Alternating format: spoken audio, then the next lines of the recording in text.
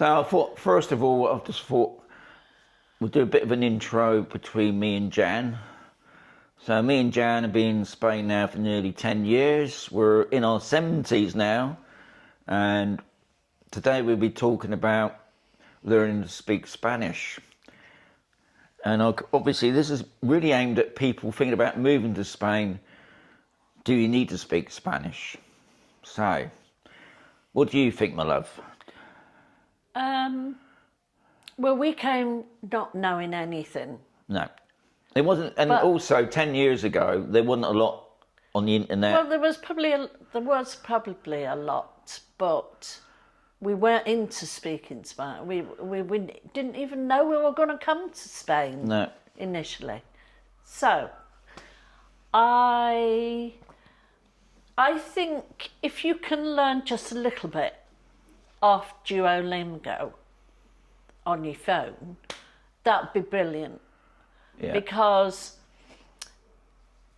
for me, just understanding numbers, understanding colours as well. Because there's a lot more like YouTube, isn't there? And just even, the basics of good morning. Yeah. Knowing when tarde comes into it, good, buenas tarde, which is good afternoon. And then noches, buenas noches, which is the evening.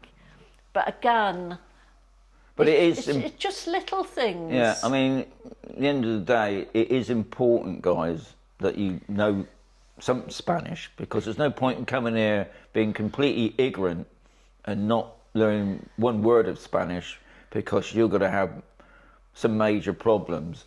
I mean, we're lucky in one sense because we picked an expat area, but these days the demographics are changing now. People say, oh, you're an expat, you're an immigrant. There's a lot of people living now from Belgium, France, Germany. We've got a lot more different languages now, and also we're mixed with Spanish as well. So it's not. But we'll be honest, when we walk around where we are, everybody speaks English.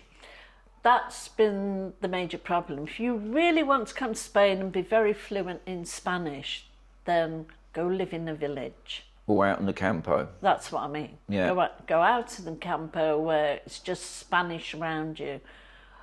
It's not that we're lazy. We tried. I went out to Spanish lessons just before COVID started. I mean, you even also carried on through COVID. Yeah. When we were allowed to mix. But more of it's been on my phone, and the only reason I've learned more Spanish is because we have grandchildren in France and Germany, and for me it got too much trying to learn 3 languages. Yeah. So I know quite a bit. I can read better than I can actually speak it, because the other thing for me is not being able to hear properly what somebody said to me in Spanish. I think that is another major problem, especially with you, Jan, because obviously you've got a problem with your hearing and not being able to hear it.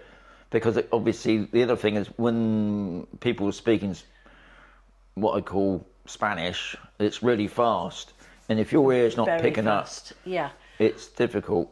It is, but you can ask them to slow down, and they'll slow down as much as possible.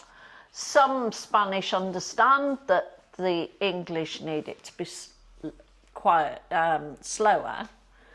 But actually, I do love it. I have a memory.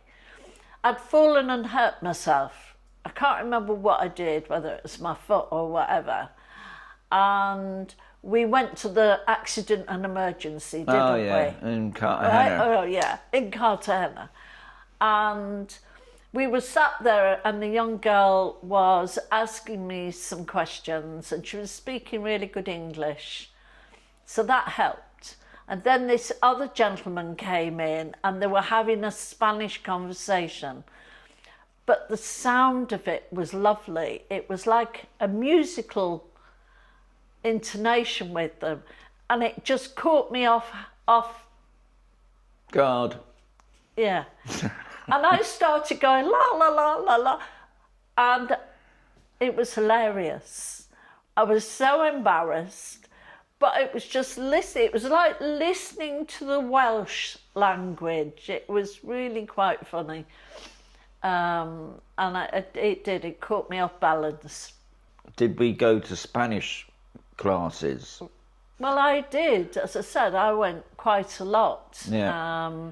I tried different ones. When we first came, there used to be an impromptu one set up in a house in the basement. And we went there, we got cooking lessons, Spanish cooking lessons as well.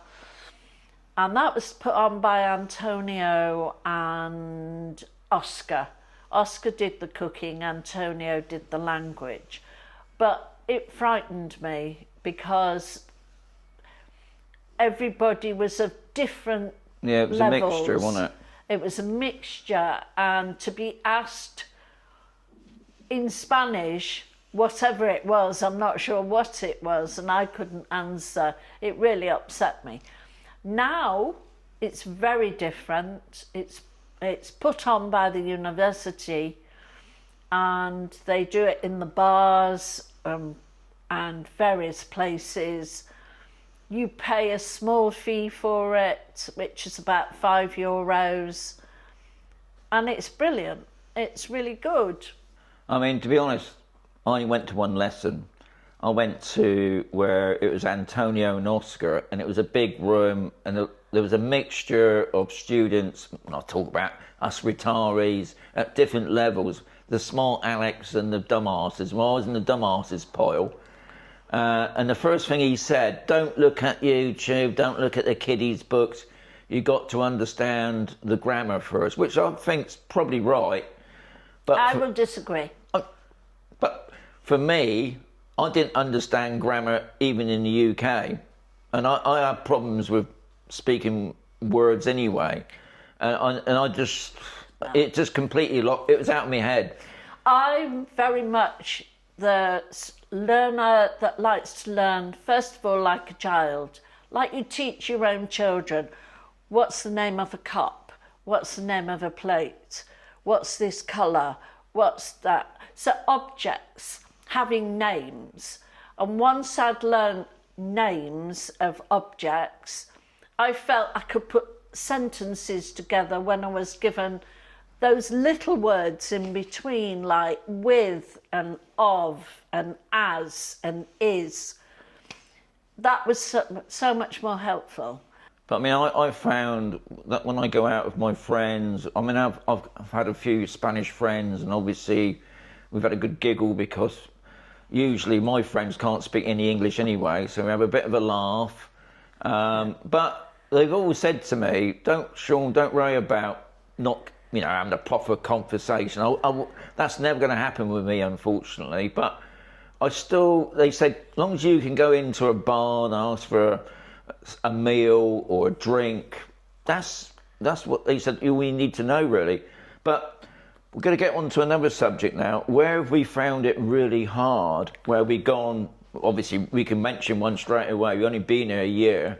We took the car in for its MOT or ITV here, and the guy was pretty abrupt, but he was right. He said, if you're living here in Spain, you've got to learn Spanish, which is true, but that was in the early days, and now obviously there's a lot more Spanish can speak English, and to be honest, they want to speak English. When you go up to them and you start speaking it, which they love, as soon as you you get a bit lost, that they step in then, don't they? But I've only had it twice really where somebody said, they're not being rude or nothing like that. They just said, if you're living here, you've got to be speaking Spanish. But we have found, like at the hospital, usually we have to take a translator with us. But that's only because of medical procedure in it about the doctors can speak English, but they're not allowed to because if they say something wrong, you know, we might sue them or something. So having somebody that can speak Spanish, that's a big help. And also it's got us in quicker, isn't it? Because they know the system. No, we don't. We just stand around dithering around. They have a procedure at the hospital, don't they? Yeah. Even in the A&E department, it comes up with a number, or they shout your name out, but it's not Janice, is it? Sometimes they call you by your middle name. Oh yeah, Mary. Yeah, and you're there, and they're shouting at you, and you're thinking, oh, okay. And obviously the other places, being the government places like Town Hall. Those are the scary places. Yeah, because it's like we went to the immigration centre to get our TIE cards and that. Some of them wrote, they're all police officers. They're quite abrupt. Yeah, but I don't think they're being rude about it. No, they're not. That's just the way they are. Yeah. They want to get on with their job. Because, you know, we got hearing problems and language problems, but we still have got by. I mean, I've gone down to the driving place to get me renew my driving licence. They don't speak English there, but you just go in, you show them your card, there's a bit of a jibber jabber, and you know you've got to pay the money. You go downstairs, you do the eye test. Funny enough, the letters, well, they're not obviously the same, but it's the same. Even when you go to the hospital and you're having an eye test, you say it in English. Yeah, and they seem to allow that. Yeah, they allow you to say it in English. But other than that, I don't think really we've had an issue. No. And when we've had the builders in, those words that I've just said now, I think the builders have always words. Been the most hardest because obviously you're trying to tell them you want something done a certain way. But even that, they still... They're very good. Very good. And I don't think there's a problem. I want to be really positive about it. We came with nothing. No. We have learned bits and pieces along the way, and we'll still pick up bits and pieces. My favourite word, I've got a favourite word, trabaca. Trabaca. And it means work. Right, before we finish, I just want to say one thing, because we've been here nearly 10 years, so I've met a lot of people, and I've met a lot of people that have moved into, because they want to integrate with the Spanish. And what's happened is they've got depressed, because I don't care what people say, wherever you come from with your own language, you do like to communicate with people, you know, I'm on about expats or English people or French or German. They go into a place where nobody speaks other than Spanish, which is fantastic. But they found that they got depressed because when they get really down, you know, I don't know, something's going on in their life, they need to speak to somebody and there's no one there. They do feel isolated. So don't get in your head, oh, I'm going to move to a little Spanish village and I'm going to pick it up. It doesn't happen like that, guys. Don't get pulled into I want to learn Spanish, I want to move to a place where there's no English people about. Just think before you move, because I know a lot of people that have moved to those sort of places and then end up selling up, and it's not easy when you're in a place you're not really known. Be great to hear, guys, your suggestions. Add it below in the comments, and don't forget to like and subscribe. And we're going to say... Adios. Adios, amigos.